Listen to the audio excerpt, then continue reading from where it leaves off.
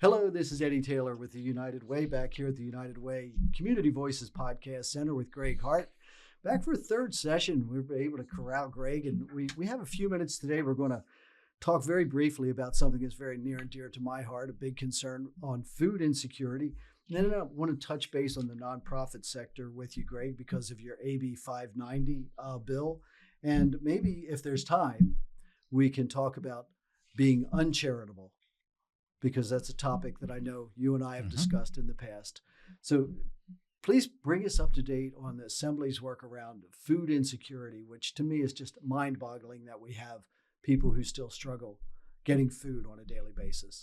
Yeah, it is really shocking that nearly 40,000 members, neighbors of ours in Santa Barbara County really do experience food insecurity on a daily basis. And that is, I know that this is an issue near and dear to your heart that you're working diligently to address every day. The state also recognizes that as a critical need and is trying to do our best to increase access to the CalFresh program. You know, that's something that's available to people. Unfortunately, too many people, are stymied by the bureaucracy of getting involved in that program. It isn't easy because a lot of those regulatory barriers are created by the federal government, which doesn't encourage participation in these programs the way that they ought to.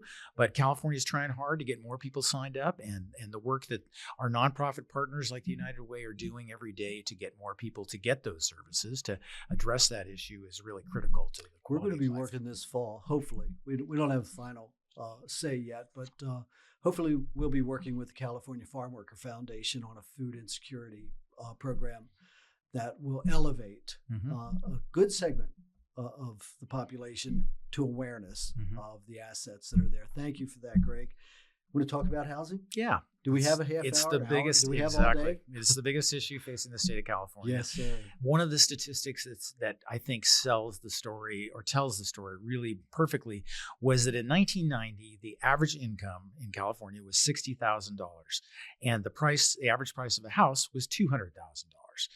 30 years later, or so, the median household income has only increased from $60,000 to $85,000. So a relatively modest increase over a pretty long period of time, about $1,000 a year. But the price of housing has gone from $200,000 to $800,000. And that is the problem, is that it is just literally unaffordable for the average young person to be able to buy a home. And that has enormous consequences throughout all society. People are delaying creating households, getting married, having children, because the cost of housing is so high. And there really isn't any solution other than building more housing. And that's what we're trying to do. The state has really made this a high priority and is pushing on local governments to try and create the regulatory structures to make that more attainable at the local level. And it's not unique to Santa Barbara County. Our prices are very, very high, but it's really every part of the state of California is suffering from the same problem. So it is a huge issue. It is a topic of great discussion in Sacramento. There's a lot of legislation in this space. And I think we are turning the curve. I think increasingly people are recognizing that this is a critical issue and that we need to be more creative and find an answer to get more housing built. I think a lot about the work that we do here with homelessness, with our AmeriCorps program and Home for Good.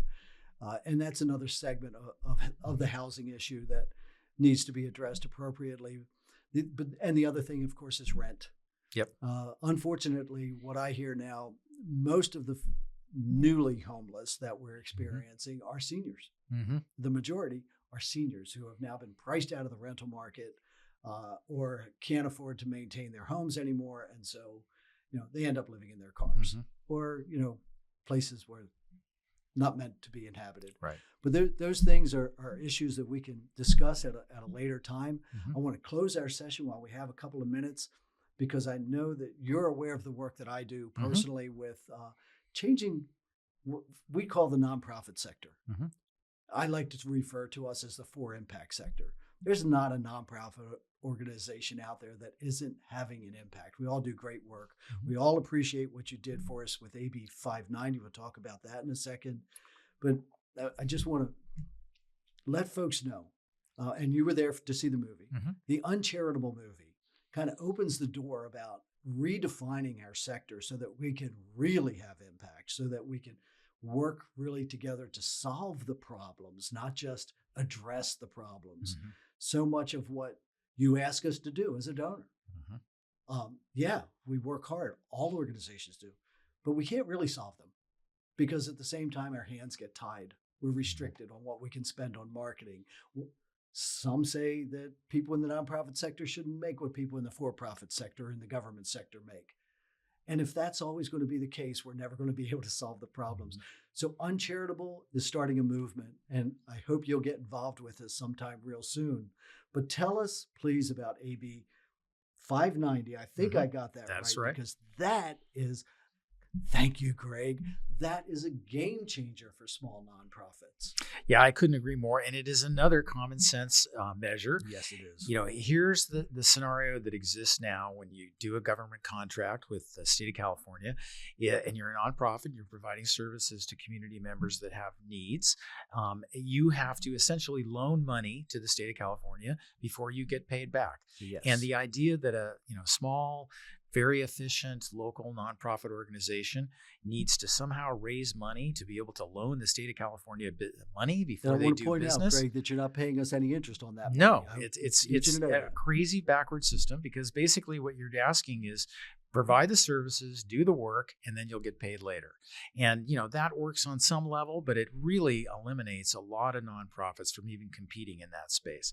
So my legislation simply says nonprofits that are getting grants or contracts with the state of California can get up to 25% of that grant in advance, so that they will have the money to do the work and don't have to loan the state of California those dollars. It provides protections for taxpayers that would prevent any kind of abuses of that system from taking place.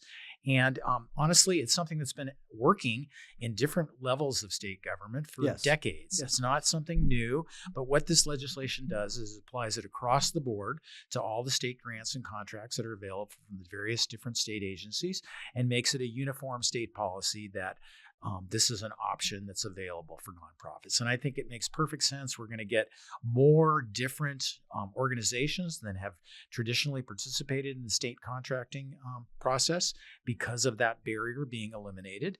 And I think you're going to see better services to more communities all throughout the state of California as a result of this legislation. So I'm really proud that the governor signed it into law. I don't think there's any question about that, because there are organizations out there that are doing great work. Now, that part of my work with Uncharitable part of it is mergers and acquisitions. Mm-hmm. So as people start doing really much better work because they can afford to, they'll also be able to join with other organizations and say, you know what, Jacob's group does what my group does. Let's work together. We can go together on a state grant.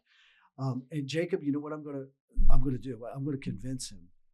Okay, he's going to be one of my first converts, because he keeps saying that term nonprofit, right?